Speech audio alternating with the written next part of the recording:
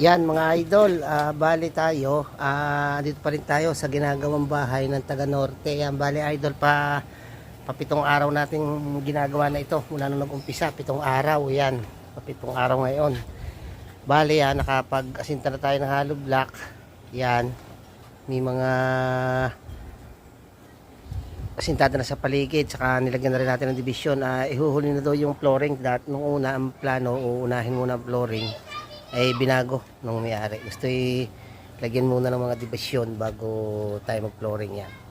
Bali nakakailang patong na rin tayo dyan sa loob sa mga division. Yan, marami na tayong nailagay na hollow block. Yan, mataas-taas na.